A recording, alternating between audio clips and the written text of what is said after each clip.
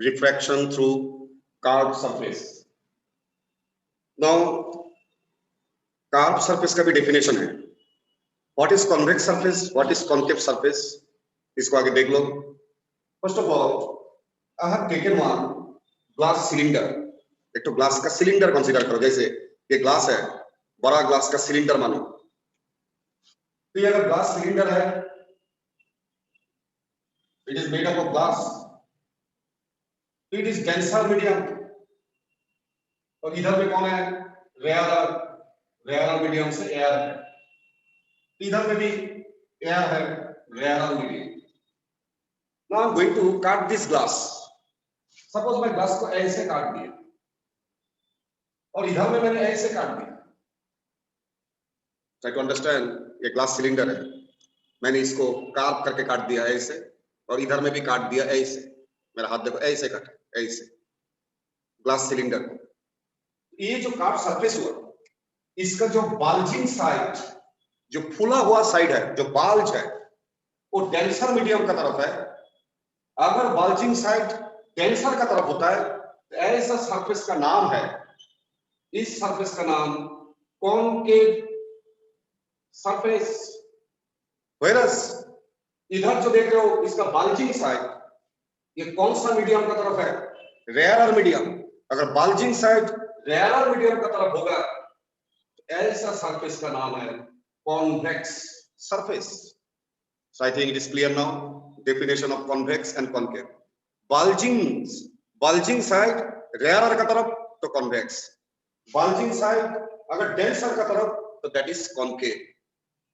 अब तुम लोग क्लास 10 में convex concave lens नाम बोलता था. अब तुम 12 में आ गए हो, थोड़ा सावधान, क्योंकि लेंस हमेशा ग्लास से नहीं बनता है. Air bubble also behaves like a lens. Icy crystal also behaves like a lens. तो इसीलिए थोड़ा ब्रॉडर वे में सोचना पड़ेगा. अब मैं तुमको दिखा रहा हूं. सपोज तुम ये काटा, ये एक लेंस बनाया which is made up of glass. तो इधर में एयर है, इधर में एयर है. अब सोचो, बाल्जिंग साइड रेयर मीडियम का तरफ, air is rare, glass is denser. Bulging side rare का तरफ तो इट इज अ कॉन्वेक्स. इधर भी देखो, बाल्जिंग साइड टुवर्ड्स रेयर का तरफ, एयर मीडियम है रेयर का तरफ, ये भी कॉन्वेक्स. तो दोनों सरफेस ही कॉन्वेक्स, इसलिए इसका नाम by convex lens.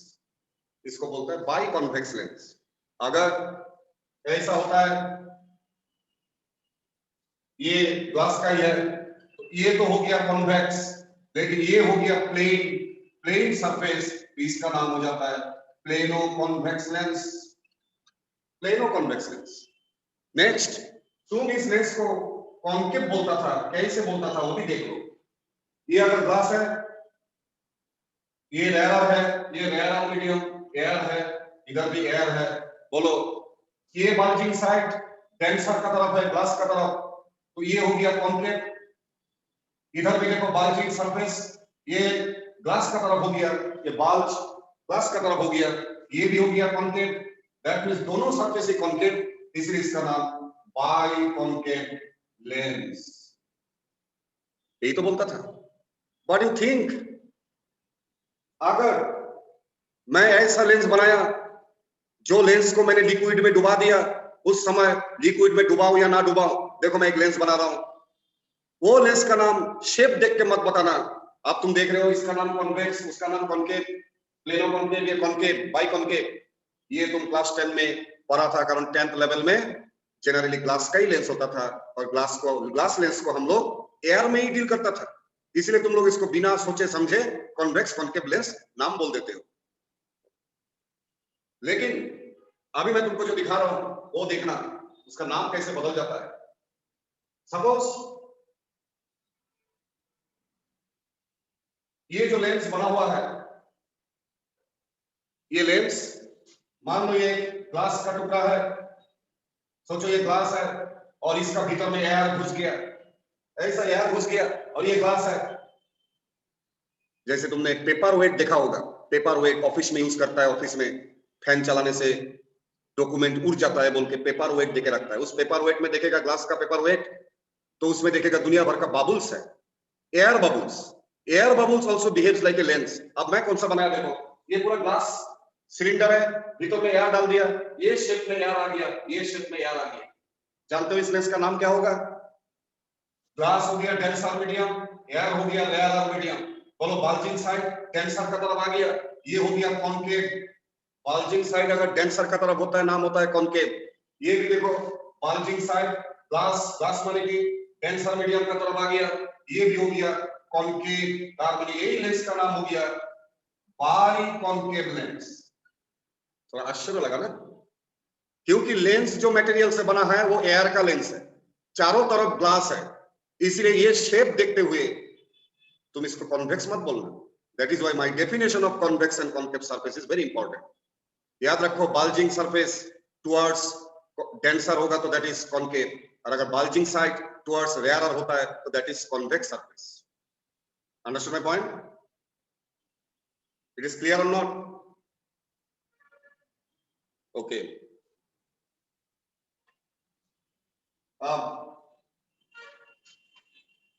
Next idea of real object, virtual object, real image, virtual image, सब चीजें दो दो होता है। रियल इमेज, वर्चुअल इमेज तो नाम सुना था, लेकिन रियल ऑब्जेक्ट, वर्चुअल ऑब्जेक्ट, ये तुम्हारा स्टैंडर्ड में सबसे इंपॉर्टेंट रे ऑप्टिक्स में।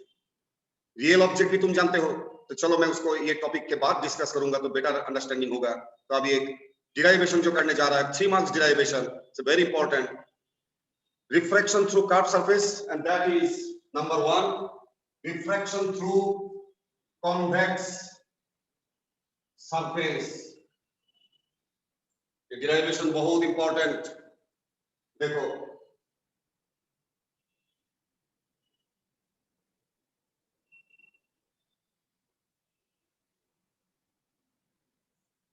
मैंने ये जो मीडियम लिया, दिस इज डेंसर मीडियम, इसका रिफ्रैक्टिव इंडेक्स न्यू। मान लो ये ग्लास, और उस तरफ लेफ्ट साइड में जो मीडियम है वो है रेयरर मीडियम, जिसका एब्सोल्यूट रिफ्रैक्टिव इंडेक्स न्यू1। अब ये जो curve surface, if you complete it, it is a part of A sphere.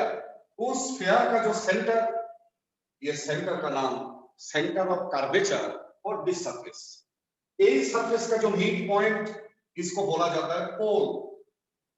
Meet point और पोल को, ये जो मीट पॉइंट देख रहे हो जिसको मैं पोल बोल रहा हूं, एंड सेंटर ऑफ कर्वेचर को ज्वाइन करने से, इनफाइनाइटली लॉन्ग लाइन से अगर ज्वाइन करोगे तो इस एक्सिस का नाम principal axis. Principal axis, what is the definition of principal axis? An infinitely long line, imaginary line joining pole and center of curvature is called principal axis. अब मैं एक पॉइंट साइज ऑब्जेक्ट मैं rare medium में रख रहा हूं, so मेरा topic का नाम refraction through convex surface, object is in rare medium. Object को मैं रेयर मीडियम में प्लेस कर रहा हूं, and that is a point size object. So this is the point size object, मैंने रख दिया। यू नो, इमेज फॉर्मेशन के लिए मिनिमम 2 रेज चाहिए। एक रे जो प्रिंसिपल एक्सिस का अलोंग ट्रेवल करेगा, 90 डिग्री करके कर रहा है, तो दैट रिमेन्स अनडेविएटेड, वो सीधा चला जाएगा, वो सीधा ही चला जाएगा, चला गया। नेक्स्ट, वन मोर रे I need for image formation. One रे आई एम टेकिंग ऑब्लिकली। अब ये रे रेयर टू डेंसर जा रहा है, लाइट तुम जानते हो रेयर टू डेंसर जाने से बैंड टुवर्ड्स द नॉर्मल। ये जो पॉइंट में लाइट इंसिडेंट हुआ, अगर मैं इसमें नॉर्मल ड्रॉ करूं, यू नो नॉर्मल कैसे ड्रॉ करता है कर्व सरफेस में। If you draw one tangent, तो 90 डिग्री करके जो लाइन बनाओगे, this is the radius line, और यही नॉर्मल सेंटर ऑफ कर्वेचर में मीट करता है। This angle is angle of incidence. Light rare to denser जा रहा है तो bend towards the normal, so normal का टुवर्ड्स बैंड हो गया। This is angle of refraction. Ultimately ये रे यहां आके बहुत दूर हो गया, Just a minute.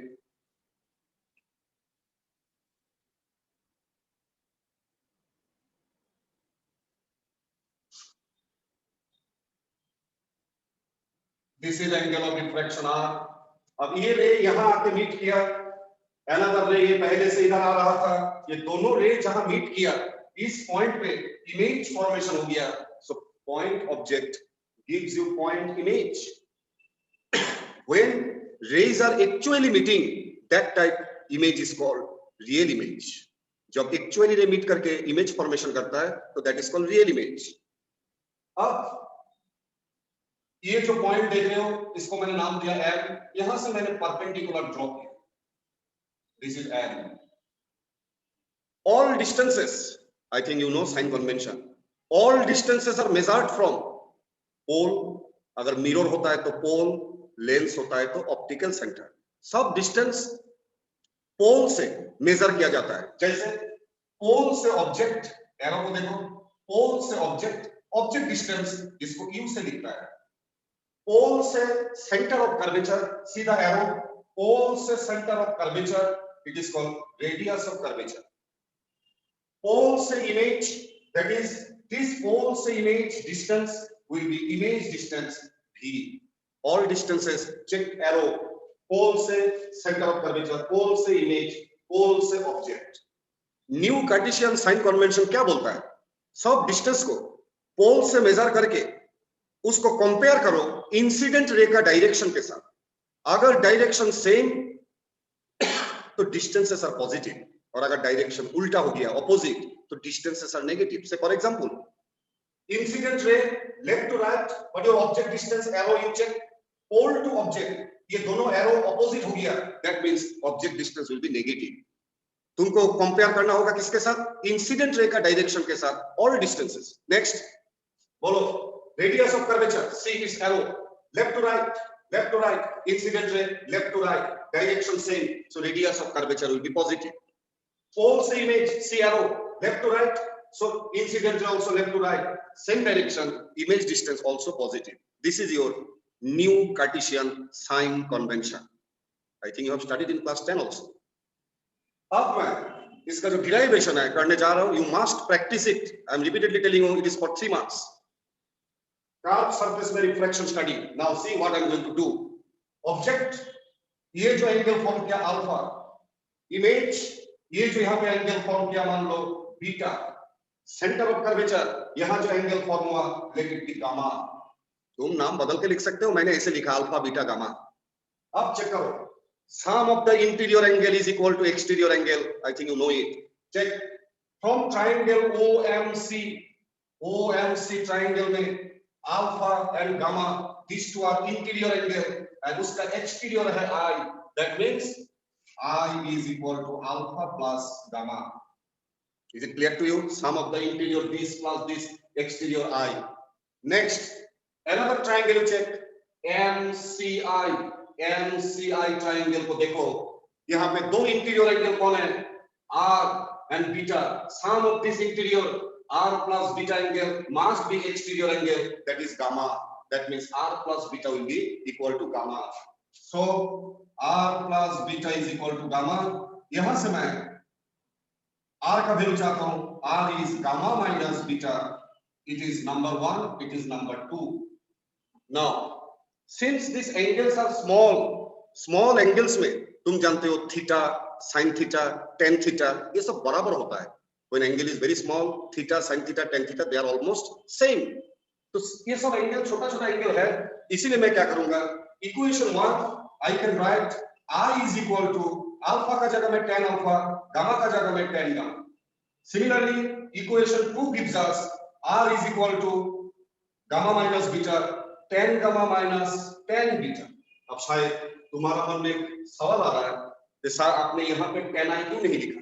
मेरा मर्जी, tan I माने I, मुझे I चाहिए, मैं tan I क्यों लिखूं? मैं लिख सकता हूँ I equal to tan I, but I need I. When angles are small, I tan I बराबर होता है, तो मुझे I चाहिए, मैं tan I क्यों लिखूं? अब what is tan alpha? See this. This is alpha. A right angle triangle को देखो. देखो P and N lies very close. P और N both close में है. तो tan alpha will be opposite.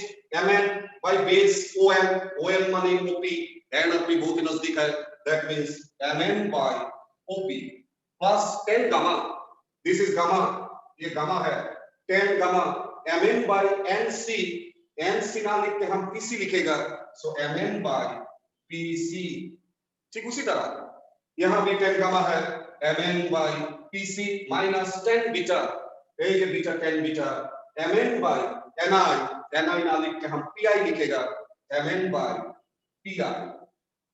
अब मैं स्नेल्स लॉ अप्लाई करूंगा,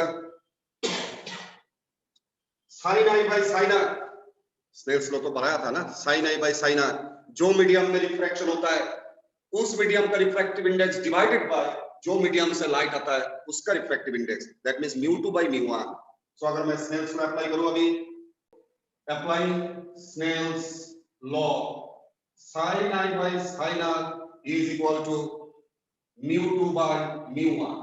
तुम जानते हो एंगल छोटा है तो sin i को I लिख सकता हूँ, sin r को R लिख सकता हूँ, इसका मतलब I by R mu2 by mu1, so this implies I into mu1 R into mu2। यार now I और R का वैल्यू मैं डाल दूंगा, ये जो I का वैल्यू, ये जो R का वैल्यू मैं डाल रहा हूँ, so mu1 I का value mn by op plus mn by pc, R का वैल्यू यहाँ है mu2 into R का value mn by pc minus mn by pr, mn by pr। अब mn बोथ साइड से कैंसिल हो गया, तो अल्टीमेटली बचा क्या, mu1 और इसके बाद मैं ये लाइन के बाद यहाँ लिख रहा हूँ mu1 into 1 by op plus 1 by pc is equal to mu2 1 by pc minus 1 by pr। अब मैं सबका वैल्यू डालूंगा विथ साइन कन्वेंशन, op माने object distance negative, sign convention के हिसाब से एरो अपोजिट हो गया इंसिडेंट रे के साथ, सो 1 by minus u plus 1 by pc radius of curvature, that will be positive, so it will be plus r mu2 1 by r pi का मतलब image distance which is v and that is positive, so v। Last line इधर से लेके आओ, transfer करो, mu2 by v इधर लाया minus mu1 by u is equal to mu2 minus mu1 by r। ये फॉर्मूला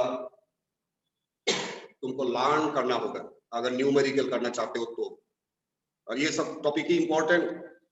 पहले जो दो ये दिया था मैंने वीडियो बना के, उसमें सबसे ज्यादा इंपॉर्टेंट यूनिट किंतु ये तुम्हारा लेवल में, see this equation mu2 by v minus mu1 by u equal to mu2 minus mu1 by r। अब सुनो, मैंने ऑब्जेक्ट कौन सा मीडियम में रखा, रेयर मीडियम में। ऐसे मत करो, तुम ऐसे करो, ऑब्जेक्ट रेयर में रखने का मतलब इंसिडेंट रे रेयर मीडियम में, that will be better for you. तुम ऐसे याद रखो, ओनली ऑब्जेक्ट बोल के नहीं करना, ऑब्जेक्ट दो टाइप का हो जाएगा कुछ समय के बाद, real object, virtual object. So it is convenient to you, better you remember this way, if incident ray is in rarer medium, so relationship is this, so I must write object is in rarer medium matlab that is incident ray is in rarer medium। I think this is clear to you। एक derivation practice करने से हो जाता है, अब जो बोलूंगा वो ध्यान से सुनना पड़ेगा। अभी अगर ऑब्जेक्ट डेंसर मीडियम में होगा तो रिलेशन क्या होगा, कहानी तो ऐसा है 1 2 का 2 2 2 का 1, कुछ तो समझा नहीं। 1 2 का 2 2 2 का 1 का मतलब 1 और 2 सफिक्स इंटरचेंज कर दो, हो गया, समझा लो नेक्स्ट वीडियो में।